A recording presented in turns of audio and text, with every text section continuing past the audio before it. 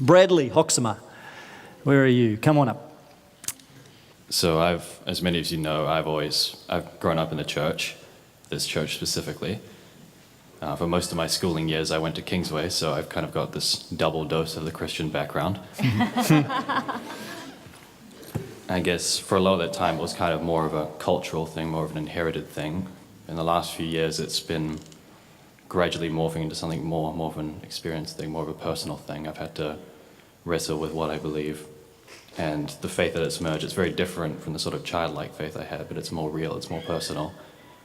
I especially found our series on James this year quite convicting, talking about bearing fruit and having a living and active faith. And that's what I want. I want to have something that's more than just nodding in agreement with doctrines, more than just being part of the culture, something that's alive, something that bears fruit. Mm. And I guess there are a couple of reasons. The first is that I tend to be a skeptical person. I gravitate towards agnosticism. It's quite hard for me to acknowledge such bold, absolute truth claims like God becoming incarnate and dying and rising again. And it's a story that's scandalous, really. It's a story that's, in some ways, is ridiculous. Am I allowed to say that? Of course.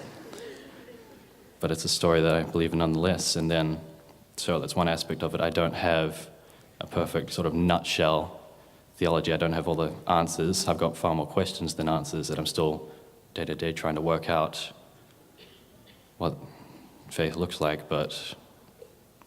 and I don't expect to ever reach a place of certainty. But I guess the second aspect is that I was afraid. And the song you were mentioning before, Ruben, "The cross before me, well behind me, no turning back," I definitely feel like that's what this is. It's a commitment. And that's scary. I don't like commitments in general. And this is a big one. Because in all honesty, I'm afraid of what it might mean, what I might have to sacrifice, what I might have to change, what kind of patterns of sin might have to be rooted out, what I might have to do, what I might have to sacrifice. It's not an easy decision, but I didn't, as you can see, I don't have any scriptural references with me. I only made the decision yesterday morning, so I didn't do thorough research. But if I recall correctly, and Ruben, if I'm misquoting or anything, just like take the mic from me and say it properly. But if I recall correctly, there's one point when Jesus, a lot of his wider disciples are sort of walking away, and then he turns to his closest, to the 12, and he says, "What about you? Will you desert me too?" And then I think it's Peter. Is it Peter? He says, "Where else will we go, Lord? You have the words of life." And that's what I believe. Where else am I going to go if not here? And I feel like with things like baptism, I actually borrowed a book from Ruben about baptism, trying to learn more about the theology behind it.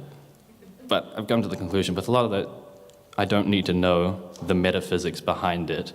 I just need to know that Jesus has commanded it, and really, the fact that he's commanded it should be enough of a reason for me to obey. And so this is me taking the step of obedience.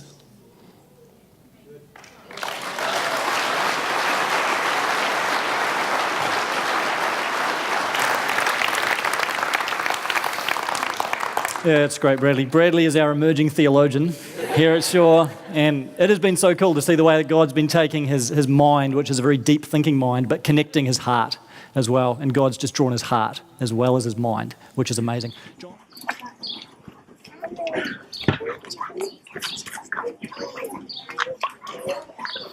Okay, Bradley, it's been a pleasure getting to know you over the last little while and being part of your faith journey. Let me ask you the same two questions. Do you believe that Jesus is the Messiah, the Son of the living God? Have you committed your life to him in faith as your Lord and your Savior? Then on your confession of faith today, and at your own request, we baptise you in the name of the Father, and the Son, and the Holy Spirit.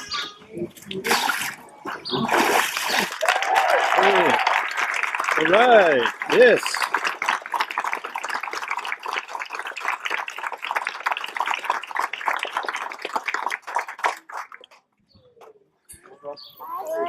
Let's pray for him.